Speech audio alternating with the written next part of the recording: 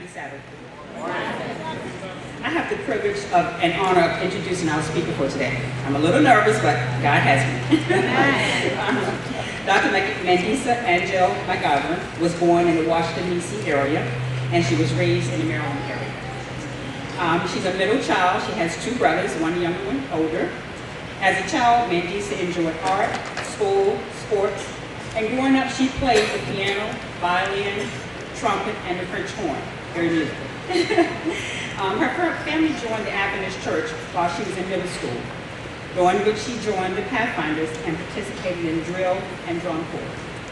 She later transitioned to Adventist education at Tacoma Academy for high school, where she met her future husband.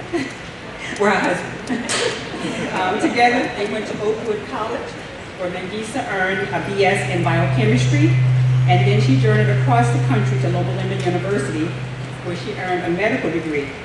She completed her residency in pediatrics and fellowship in pediatric emergency medicine. Dr. McIver and her husband Philip and their son Caleb moved to Raleigh in 2007 and again in 2011. They joined the Raleigh Church.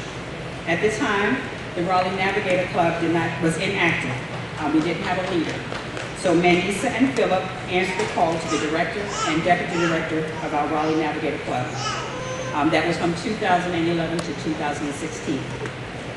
During this time, the McIver family was double blessed with twins, Nina and Nora. And Nina and Nora actually went with us as babies on trips camping. They went on to Oshkosh with us and club meetings. They were here with us for club meetings, so they were little pathfinders. Directing the Navigators was one of the Madisa's greatest joys and accomplishments, as the club competed and placed in regional drill and drum competitions each year, and at Oshkosh in 2014. They prided themselves in receiving top scores for inspections, receiving Club of the Year awards each year, and being chosen as the accomplished drum corps for 2 years. During this time, local clubs were brought across conference lines to collaborate and join together to make pathfinding a fun experience. Several staff members completed the Master Guide curriculum during this time, including Madisa and Philip became Master Guides, and we were all pinned in Oshkosh. Madisa's first half marathon was with the women of Raleigh SDA Church. Since then, she's run several half marathons, and as a matter of fact, she's going to be doing the Disney Princess half marathon in about 3 weeks. She formed many relationships, friendships at the Raleigh Church, and she misses the energy, enthusiasm, love, and hospitality shown to her by the church. She will always feel connected to the Raleigh SDA Church. However, she is now back in her home state, attending Emmanuel Brinklow SDA Church, and practicing as a pediatric emergency room physician at Children's National Medical Center in Washington, D.C. Her son, Caleb, is now 17, and he attends Oakwood University as a freshman biochemistry major. Her twins, Nina and Nora, are now 5 and are in kindergarten, and they are members of the Adventure Club at Brinklow SDA Church. Her high school sweetheart, Philip, is a constant support and love, and has always been the best husband and team player she could ask for. Her mom, Lauren, which is here with us, has been her #1 cheerleader from the start. Madisa is thankful to God for blessing her with such a huge village of friends and family. Please help me welcome Dr. Madisa McIver.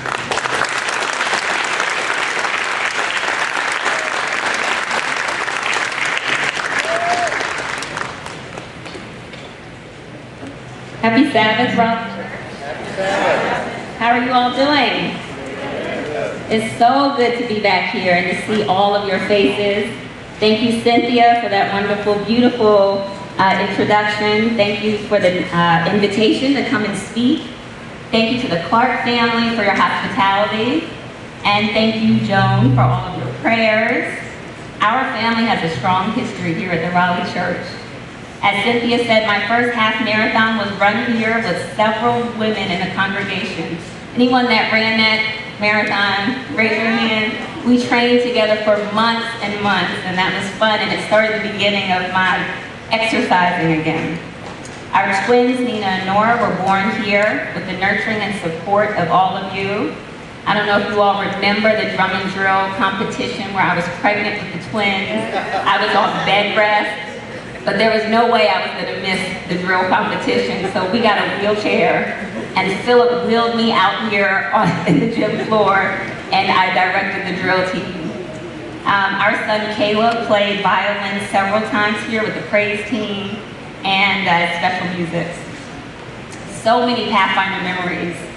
I'll take you down memory lane. So, like Cynthia said, when we came, the club was inactive, and with the help of the church and the parents and the Pathfinders working together, we rebuilt this club as a group, and you are the strong club that you are today, and I'm so happy to see that you're still active and still strong.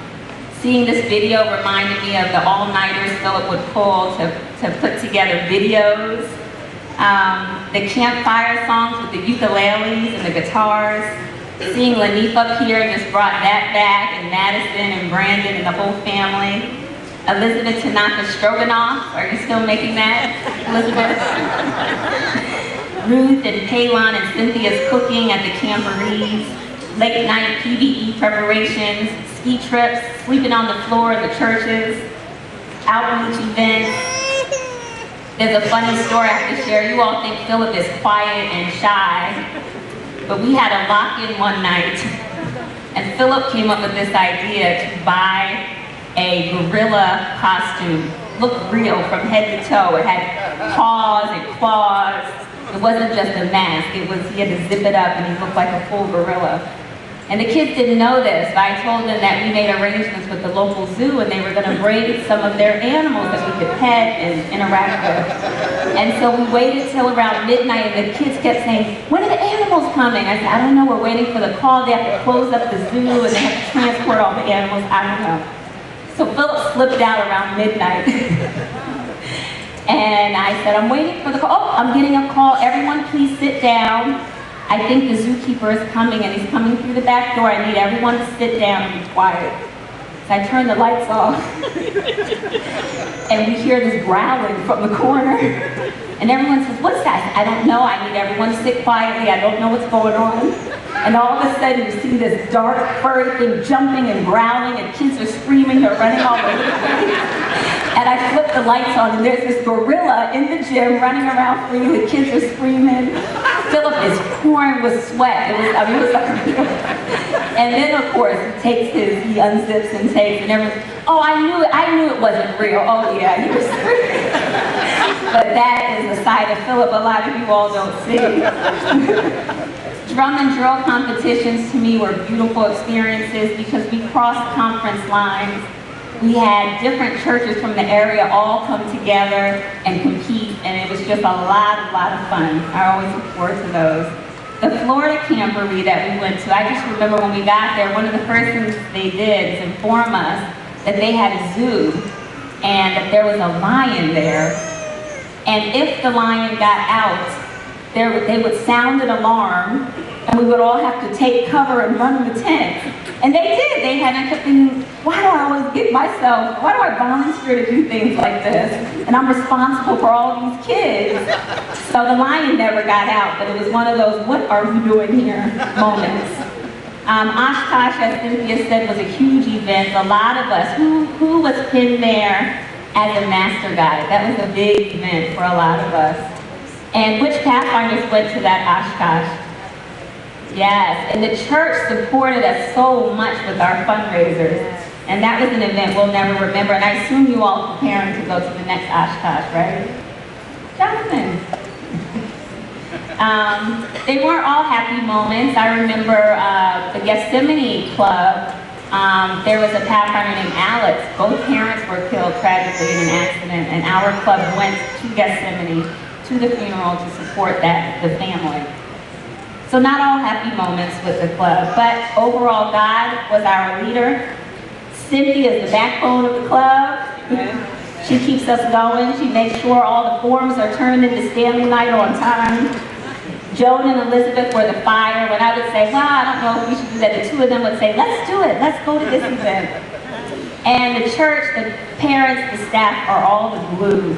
The Pathfinders themselves, you guys are our reward. watching you all grow, sharing in your life's challenges and triumphs. It's a privilege for all of us. So we'll move on. I'm going to start with prayer. You can bow your heads with me. Holy Spirit, please help me to deliver this message. Amen. So the title of today's sermon is No More Red Receipts. Does anyone know what a red receipt is? On your phone, most of us have that notification turned off.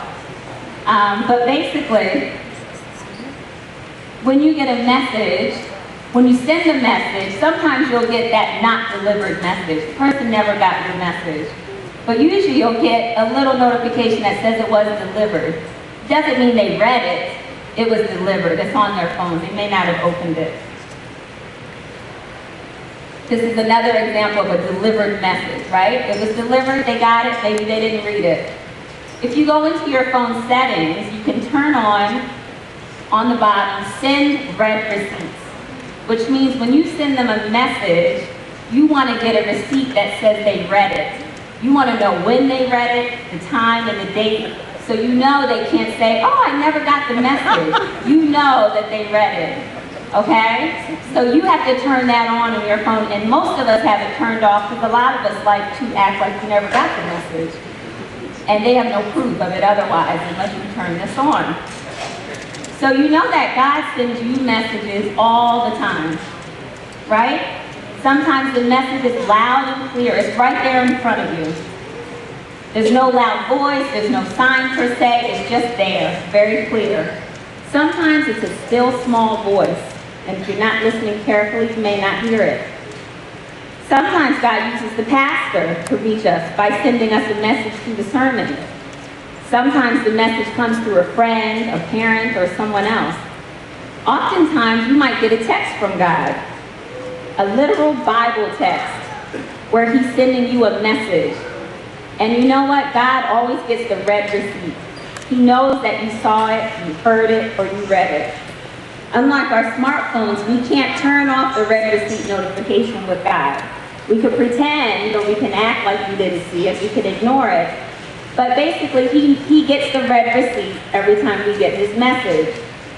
And then he waits for our response. And that's what I want to focus on today, our response to God's messages. I believe it's important for us all to examine this concept closely because as I get older and I look back on my life, I'm reminded of times that God has given me messages. For example, the call to become a physician. I was a freshman in high school and it was career day. We all had to choose a place to go outside of our school campus. So I knew I wanted to go into a field of service of some type. I knew I enjoyed working with children. So I was kind of between being a teacher or a doctor. I went with my best friend to a hospital. We went to the neonatal intensive care unit, also known as the NICU. And I was amazed and in disbelief when I saw these premature babies weighing less than a pound, inside of isolates with tubing in their noses, on ventilators to help them breathe, IVs all over the place. And when I saw all that it took to sustain the life of these premature babies, it was so mind-blowing. And all of a sudden, I felt something stirring inside of me, as if God himself was trying to get my attention, and I felt called to be a physician. So now I've been practicing medicine for 12 years now. However, God keeps sending messages to me. That wasn't it. I'm a physician and life is good. He keeps sending messages to me. However, I'm starting to wonder, am I just sending him red receipts? For example, on the way to work, I passed a homeless person with a sign. God gets the red receipt. I saw it. I saw the person keep on driving to work. The Holy Spirit whispers in my ear to invite a coworker to the Revelation seminar. He knows I heard the message. Keep on moving. There's a voice that says, wake up a little early in the morning, Madisa, and try to have a longer devotion. I want to spend more time with you. He gets the red receipt. I keep moving. God inspires me to start an outreach program for children in the community. He gets the red receipt. He's waiting for the response still. So I'm worried that I'm just sending God a lot of red receipts right now. And my response is, I hear you, Lord, I see the message, I hear the message, but no response. And sometimes you think, if I could just turn off that red receipt for a little while and focus on the things I want to do. But unfortunately, we can't do that with the Lord. So let's look at some Bible characters and their responses to God. Now, I forgot to show, so this is an example of a friend of mine, Tanya, who sent me a few messages to try to get me to start preparing for the Disney race. Hi, Madisa, are you running tomorrow? Silence. Good morning.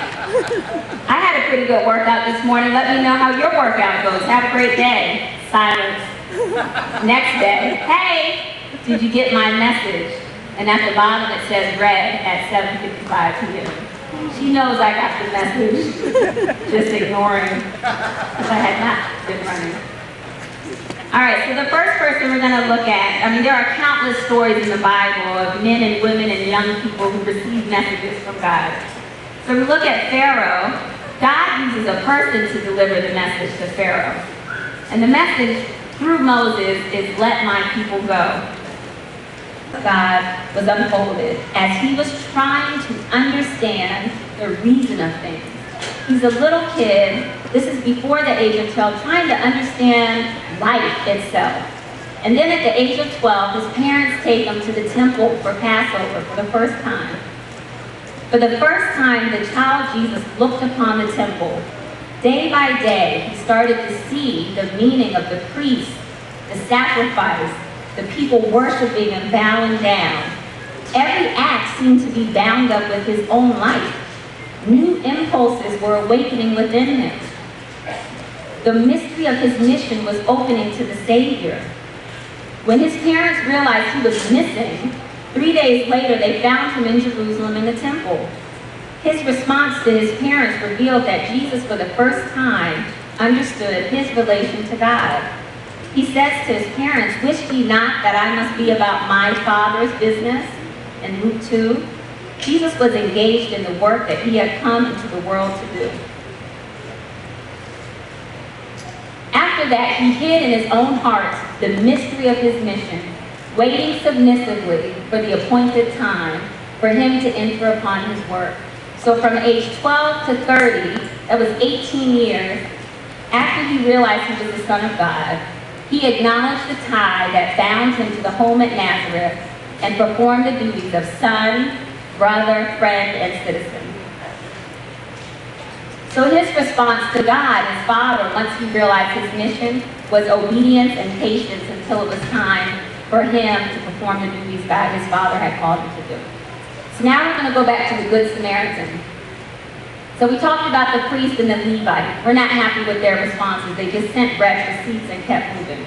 However, the Samaritan gets the message. God is waiting.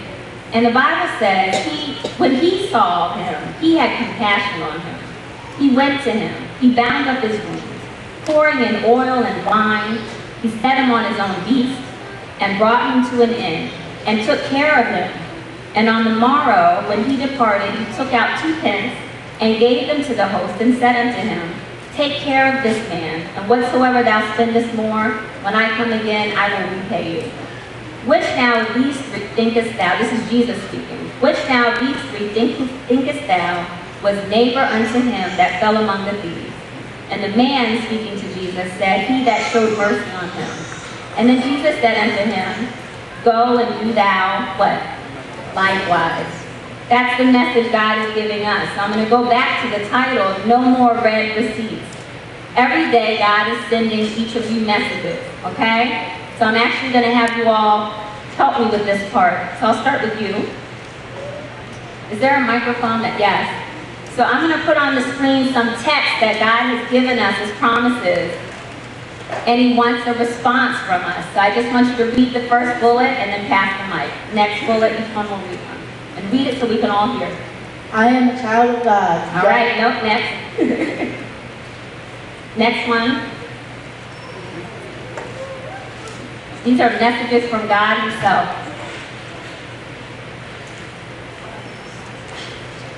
God loves me. All right.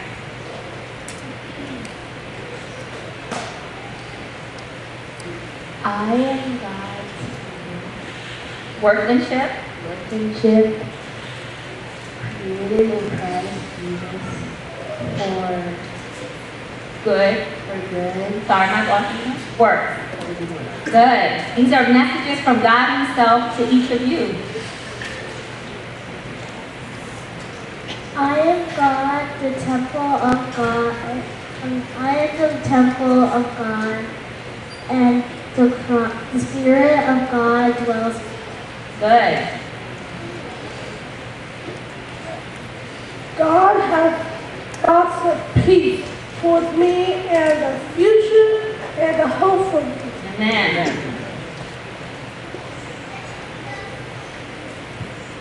If God is against me, who can? If God is for me, who can be against me? Good.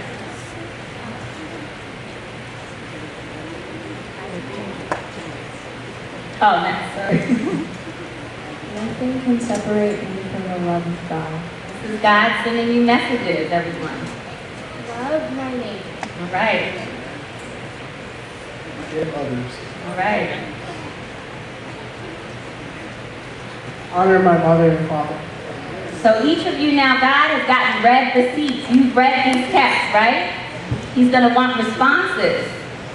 All right? Now, sometimes it's a text message through the Bible. Sometimes there are obvious visual messages, like the man that was encountered by the Good Samaritan. So these are some examples of some obvious visual messages that God may be sending you every day. So go ahead. There is someone in my school that is lonely. Okay? God's sending you a message to see what you will do. My neighbor does not go to church, but he is interested in Bible study. Okay? Visual messages from God. God is giving me talents that He wants me to use for Him. Okay. I need to choose a different crowd of friends. I need to change what I watch on TV.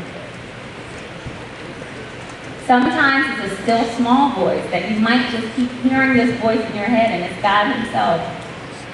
There is an upcoming mission trip. I know I spend too much time on social media and not enough time reading the Bible. Okay. Anyone getting that message, a still small voice? Probably a lot of us.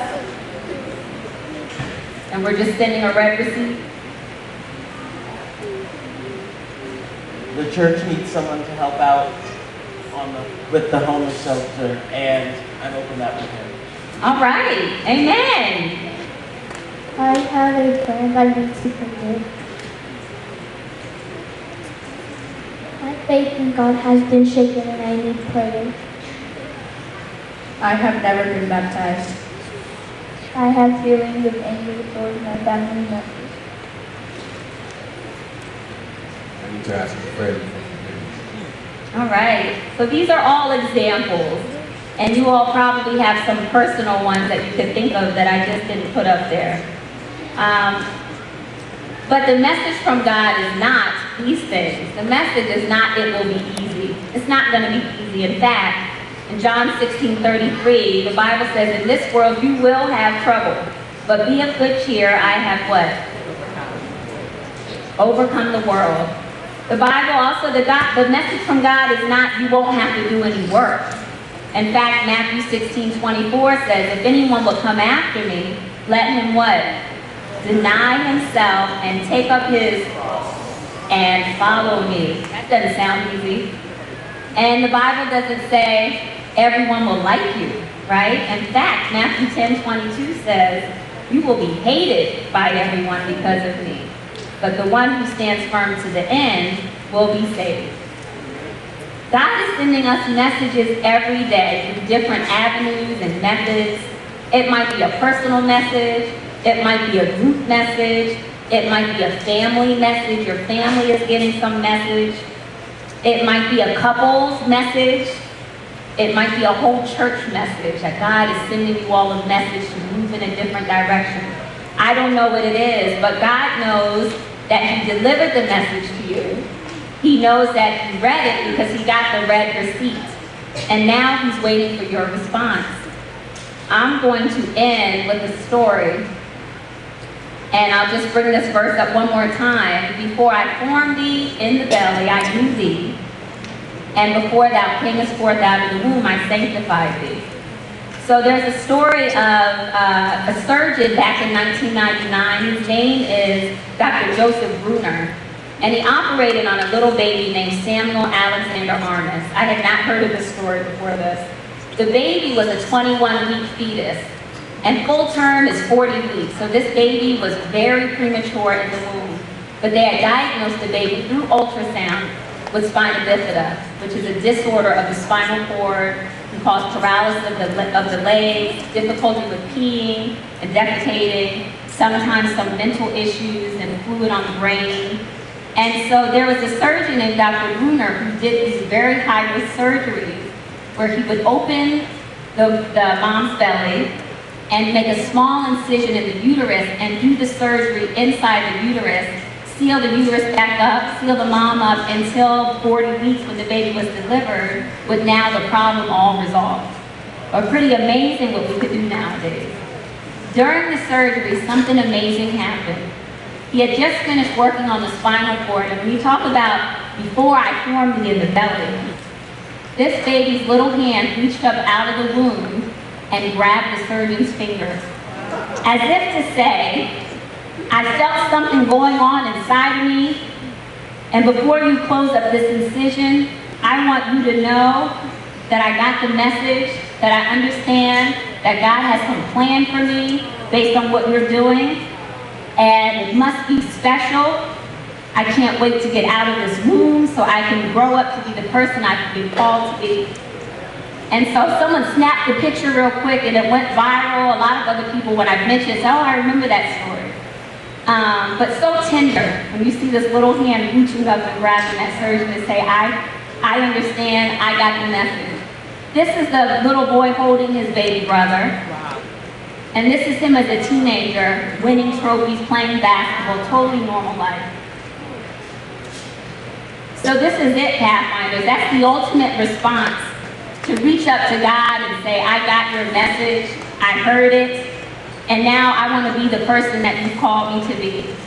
Whether it's forgiving a friend, asking a friend for forgiveness, going on that mission trip, spending more time in worship, whatever the message is that God's giving you, stop sending up red receipts, okay? And respond to the call of God. Amen. And He will bless you more than you can imagine, and He will do great things through you.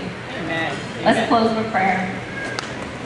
Dear Lord, I thank you so much for these wonderful, beautiful Pathfinders, for the Navigator Club, and for the Raleigh SDA Church. I ask that you bless each one of us here, that you help us all to respond to your messages as you speak to us. I thank you for your love, your protection. I thank you, Lord, that before we were even formed, you had plans for us. And I pray that you give us the courage to follow the plan that you have. In Jesus' name, amen.